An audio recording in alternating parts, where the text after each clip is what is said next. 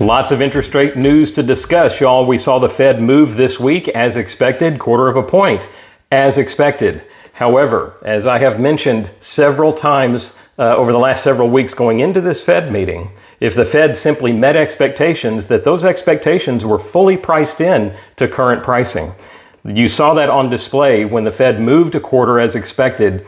That bit of a premium that was priced into Fed futures that speculated on the possibility the Fed might go a half immediately prices itself out of interest rates. So I warned everyone that do not float going into this Fed meeting, because as with most Fed meetings, when they meet expectations, you're going to see interest rates higher after the meeting, and that's what we've seen. So let's talk about what has moved and how far it's gone.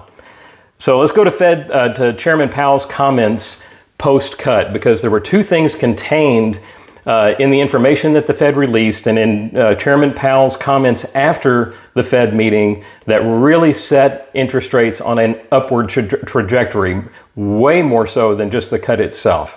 Y'all, so we've seen interest rates move fairly dramatically higher in the last 2 days since the Fed meeting. I'm going to go into the numbers here in a minute and show you how far they've gone. But the Fed chair did two things. Number one, he mentioned that the moves that the Fed was addressing, he used language to the effect of, I'm not going to give the exact quote, that this was not a change in Fed policy as much as it was to address current weakness that they're seeing in the employment markets. So he viewed this as more of an adjustment to Fed policy than a change in direction of Fed policy. Markets want a change in direction to a more accommodative policy from the Fed. They didn't get it. They got specifically pulled off of that. And you see Fed futures trading more tightly than they would have been had he not made that statement. So he diffused a lot of the good, if not all of it, of what this cut offered the markets. They also indicated that the Fed is not going to support lower interest rates by buying mortgage bonds and treasuries.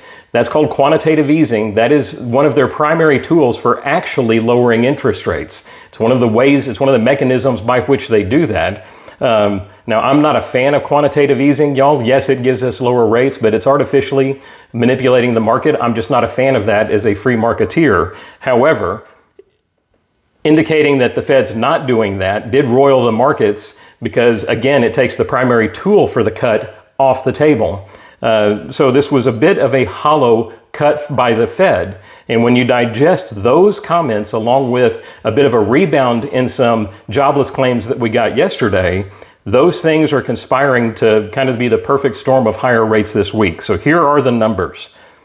Y'all, on Wednesday before the meeting, we had the national average, according to Mortgage News Daily, sitting at a low going back to September 17th of 2024. So a year almost exactly to the day, we were at 6.13% in the Mortgage News Daily survey for a 30-year fixed rate. We're at 6.35 today. So we're up almost 1/4 point in rate in 2 days. We were at 6.29 a week ago, so we are higher than we were before the Fed cut.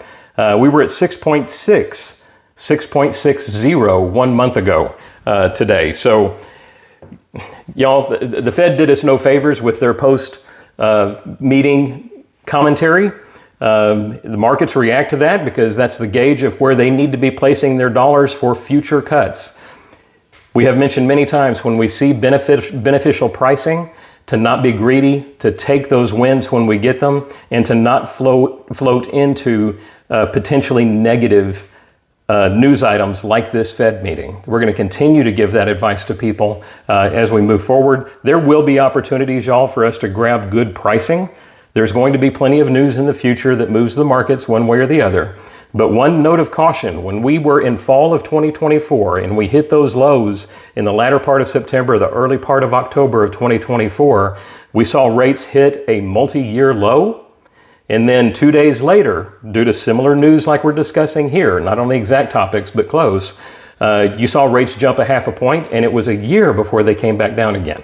So that's just information to chew on a bit while folks are just making the blanket assumption that rates are going to be dramatically lower a year from now. They may not be, y'all. There are no certainties when it comes to either Fed policy or future employment or future CPI and PPI and PCE and the things that drive monetary policy. So there is still uncertainty in those markets. So my advice is always going to be when you see a week or a day's pricing where you've got a win over the prior week or the prior day's pricing, there's a lot of wisdom in grabbing it and not exposing it to future risk from updated reporting. So in any event, I hope this is helpful in educating both you and your clients. We're always honored to have your referrals. We're blessed to have them. We never take them for granted. We're always thankful for them. Hope you have a fantastic weekend. As always, I'm available to answer any questions and to run any scenarios. The one thing this news has done is it has moved a lot of people into the marketplace, y'all. My phone's very busy. So always grateful to visit with folks. Feel free to call me. Stay blessed. Stay safe. We'll talk to you next week.